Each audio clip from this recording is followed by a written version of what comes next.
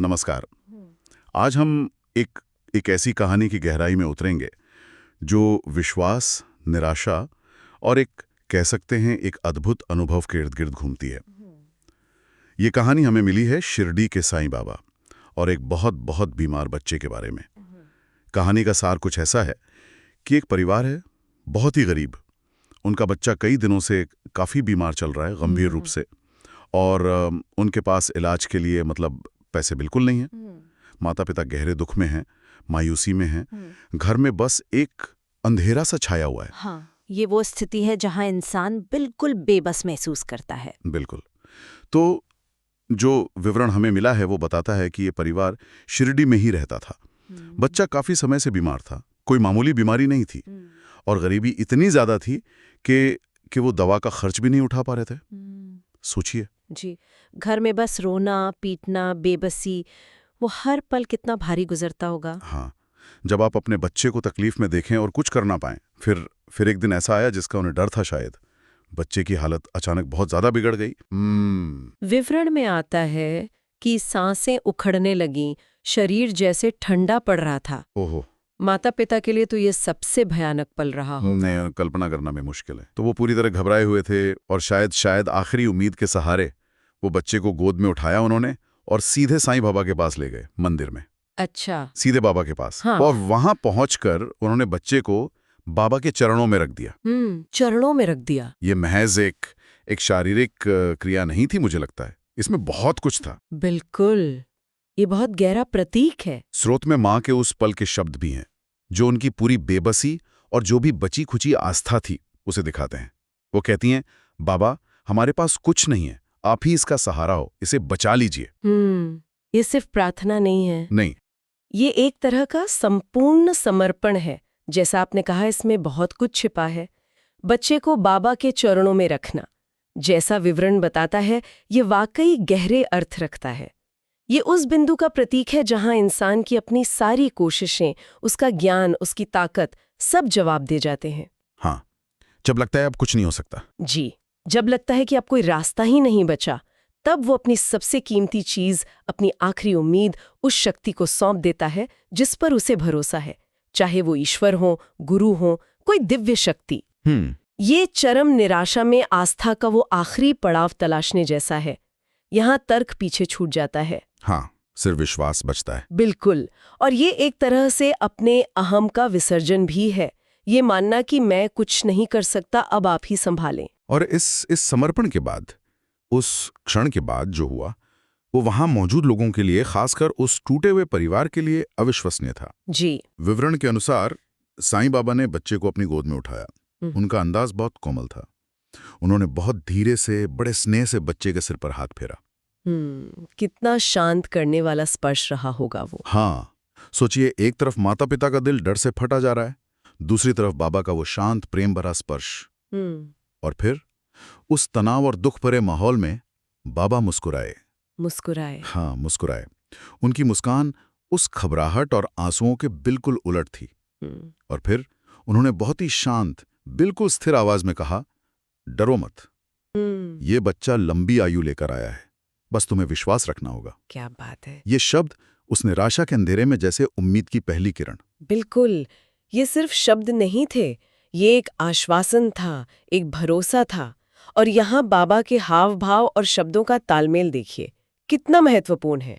हाँ, उनका मुस्कुराना, उनकी शांत आवाज, उनका आश्वासन देना, ये सब मिलकर एक ऐसा माहौल बना रहे थे जो डर को कम कर रहा था और विश्वास को जगा रहा था। सही कहा। परिवार जहाँ बिल्कुल घबराया हुआ था, डरा हुआ था, बाबा वहाँ स्थिरता और शांति का केंद्र बने हुए थे। और विवरण कहता है कि इसका असर लगभग तुरंत हुआ। तुरंत? हाँ, जिस बच्चे की सांसें उखड़ रही थीं, वो सबकी आंखों के सामने धीरे धीरे शांत होने लगा। अच्छा। उसकी सांसें नियमित होने लगी। ये परिवर्तन शायद सिर्फ शारीरिक नहीं था, ये शायद उस गहरे विश्वास का नतीजा था जो बाबा के शब्दों और उनकी उपस्थिति ने जगाया था। जैसे उनकी ऊर्जा ने बच्चे और परिवार दोनों को प्रभावित किया हो। हाँ, ये हो सकता है। ये दिखाता है कि कैसे विश्वास या किसी पर गहरा भरोसा हमारी मानसिक और शायद शारीरिक अवस्था पर भी असर डाल सकता है। और ये नज़ारा देखकर जो कुछ पल पहले बिल्कुल नामुमकिन लग रहा था, उसे हकीकत में बदलते देखकर परिवार की भावनाओं का बांध टूट पड़ा होगा। जाहिर है, वो माता-पिता जो शायद जीवन की सबसे बड़ी पीड़ा झेल रहे थे, अब राहत, कृतज्ञता, हैरानी सब कुछ महसूस कर रहे होंगे। हाँ, शायद वो कुछ कह भी नहीं पाए होंगे। हाँ, विवरण यही कहता है। वो कुछ कह नहीं पाए, बस बाबा के चरणों में गिर पड़े। उनके आंसू अब दुख के नहीं थे, शायद आभार और समर्पण के थे। जी, उनके पास शायद धन्यवाद देने के लिए शब्द ही नहीं बचे थे उस वक्त। सही। और तभी बाबा ने उन्हें वो 2 शब्द दिए, वो मूल मंत्र, जो आज भी उनके लाखों मानने वालों के जीवन का आधार है। उन्होंने कहा, श्रद्धा और सबूरी रखो। श्रद्धा और सबूरी। हाँ, जब तक विश्वास है तब तक मैं हर कदम पर साथ हूं। क्या बात है। ये सिर्फ उस परिवार के लिए नहीं था, ये वहां मौजूद हर व्यक्ति और शायद आने वाली पीढ़ियों के लिए एक संदेश था। बिल्कुल, श्रद्धा और सबूरी, ये 2 शब्द सुनने में तो सरल लगते हैं, लेकिन इनका अर्थ बहुत गहरा है। हाँ, मतलब क्या है इनका ठीक-ठीक? श्रद्धा का मतलब सिर्फ मानना नहीं है, ये अटूट विश्वास है, एक ऐसा भरोसा जिसमें शक की, संदेह की कोई गुंजाइश न हो। और ये भरोसा उस दिव्य शक्ति पर या गुरु पर या कह लीजिए स्वयं जीवन की प्रक्रिया पर भी हो सकता है। अच्छा, और सबूरी? सबूरी यानी धैर्य, सब्र। लेकिन सबूरी का मतलब सिर्फ हाथ पर हाथ धरकर इंतजार करना नहीं है। अच्छा, इसमें कुछ और भी है? हाँ, इसमें एक सक्रिय तत्व है, मतलब शांति बनाए रखना, घबराना नहीं और सही समय या सही परिणाम के लिए विश्वास के साथ प्रतीक्षा करना। ये जल्दबाजी और बेचैनी के बिल्कुल विपरीत है। तो क्या हम ये कह सकते हैं कि सबूरी एक तरह से श्रद्धा का ही प्रैक्टिकल रूप है?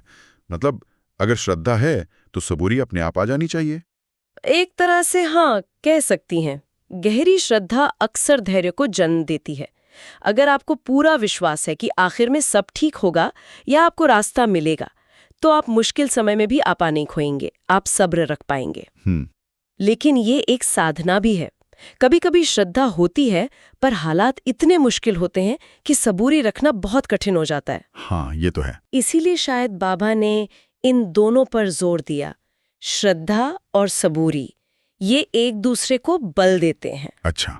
श्रद्धा जो है वो सबूरी को संभव बनाती है और सबूरी श्रद्धा को मजबूत करती है, खासकर तब जब नतीजे तुरंत न दिख रहे हों। ये बात तो है। और ये संदेश सिर्फ आध्यात्मिक नहीं है, ये तो जीवन के किसी भी संघर्ष में काम आता है, चाहे वो सेहत की बात हो, रिश्तों की या करियर की। सही। ये 2 गुण हमें अंदर से ताकत और स्थिरता देते हैं। तो कहानी का अंत फिर सुखद ही हुआ होगा? जी। विवरण के अनुसार उस दिन के बाद वो बच्चा धीरे धीरे पूरी तरह से स्वस्थ हो गया। वाह! वो गंभीर बीमारी जिसने परिवार को बिल्कुल तोड़कर रख दिया था, वो पूरी तरह से चली गई। ये तो उनके लिए एक नया जीवन मिलने जैसा था। बिल्कुल। और उस परिवार का क्या हुआ?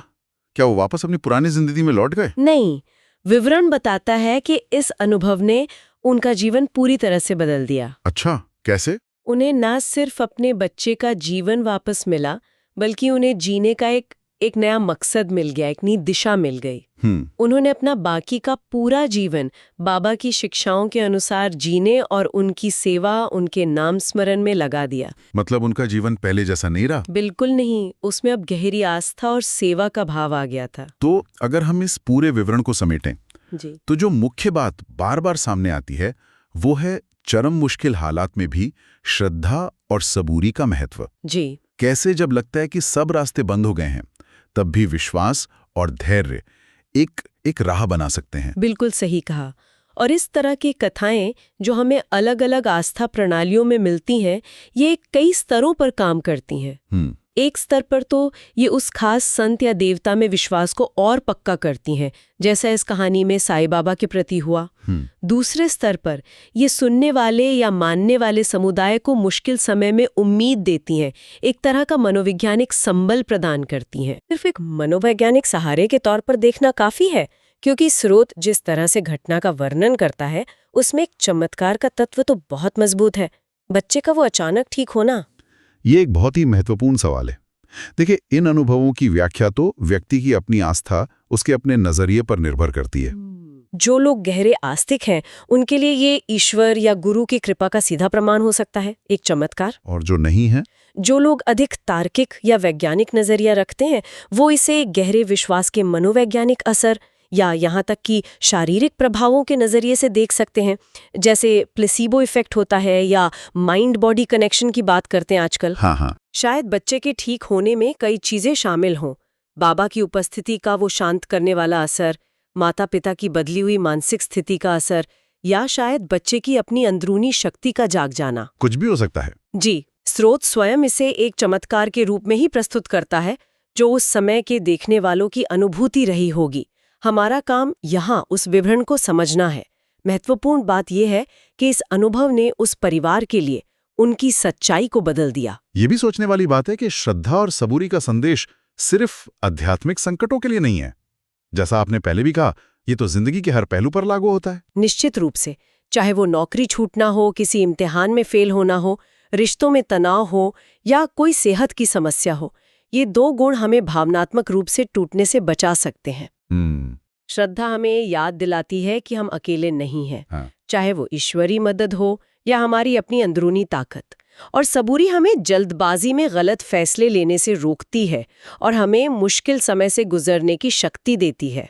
एक तरह का हौसला बनाए रखती है। बिल्कुल, ये एक तरह का मानसिक लचीलापन, जिसे रेजिलियंस कहते हैं, उसे विकसित करने का तरीका है।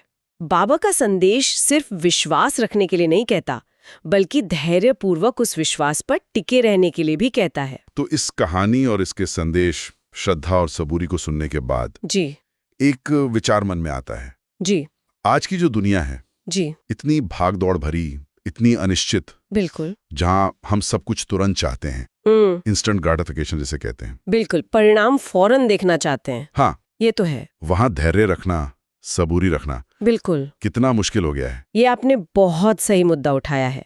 हम वाकई तत्काल संतुष्टि के युग में जी रहे हैं। टेक्नोलॉजी ने हमें हर चीज तेजी से पाने का आदी बना दिया है। हाँ। ऐसे में सबूरी रखना, प्रतीक्षा करना एक चुनौती बन गया है। और शायद यही वजह है कि बाबा का ये संदेश आज भी उतना ही प्रासंगिक है, बल्कि शायद पहले से भी ज्यादा। ये हमें याद दिलाता है कि जीवन की कुछ सबसे जरूरी चीजें, चाहे वो सेहत हो, ज्ञान हो, अच्छे रिश्ते हों या आध्यात्मिक विकास हो, वो समय लेती हैं। उनमें धैर्य और लगातार कोशिश की जरूरत होती है। तो ये विवरण हमें न सिर्फ एक आस्था की कहानी सुनाता है, बल्कि हमें अपनी जिंदगी में विश्वास और धैर्य की भूमिका पर सोचने के लिए भी प्रेरित करता है। बिल्कुल। यह हमें इस सवाल के साथ छोड़ जाता है कि जीवन की जो अनिश्चितताएं हैं, जो चुनौतियां हैं, उनका सामना करते हुए हम अपने भीतर श्रद्धा और सबूरी को कैसे जगाए रख सकते हैं। ये शायद एक व्यक्तिगत यात्रा है जिसका रास्ता हर किसी को खुद तलाशना होता है। ये सोचने का विषय है कि क्या विश्वास सिर्फ बाहरी शक्ति पर ही निर्भर करता है, या ये हमारे अंदर की ही एक क्षमता है जिसे हम विकसित कर सकते हैं।